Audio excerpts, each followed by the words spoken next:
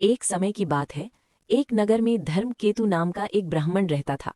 उसकी दो पत्नियां थीं, सुशीला और चंचला। सुशीला अत्यंत सरल, धार्मिक और भगवान की सच्ची भक्त थी। उसका अधिकतर समय पूजा पाठ, व्रत और भक्ति में ही बीतता था। दूसरी ओर चंचला को धर्म कर्म में कोई रुचि नहीं थी। वो केवल सांसारिक सुखों में लिप्त रहती थी। समय बीतने पर दोनों को संतान प्राप्त हुई। सुशीला को एक पुत्री हुई, जबकि चंचला को पुत्र प्राप्त हुआ। पुत्र होने के कारण चंचला को घमंड हो गया।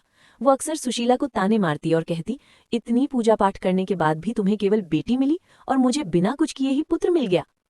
इन कटु वचनों से सुशीला को बहुत दुख होता, लेकिन उसने अपनी आस्था कभी नहीं छोड़ी। उसने पूरे विधि विधान और सच्ची श्रद्धा से विकट संकष्टी चतुर्थी का व्रत करना शुरू किया। उसकी अटूट भक्ति से प्रसन्न होकर भगवान गणेश प्रकट हुए और उसे एक तेजस्वी पुत्र का वरदान दिया।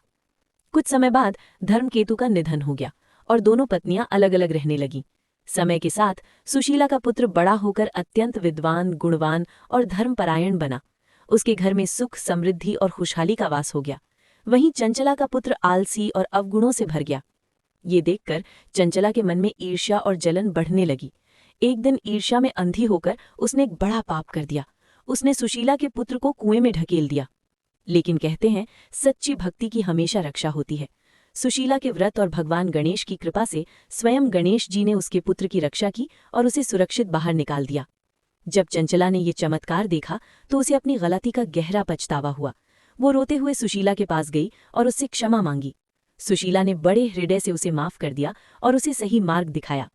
इसके बाद चंचला ने भी सच्ची श्रद्धा से संकष्टी चतुर्थी का व्रत करना शुरू किया। धीरे धीरे उसका जीवन भी सुधर गया और उसके पुत्र को भी सद्बुद्धि प्राप्त हुई। इस प्रकार ये कथा हमें सिखाती है कि सच्ची श्रद्धा और भक्ति कभी व्यर्थ नहीं जाती और भगवान हमेशा अपने भक्तों की रक्षा करते हैं।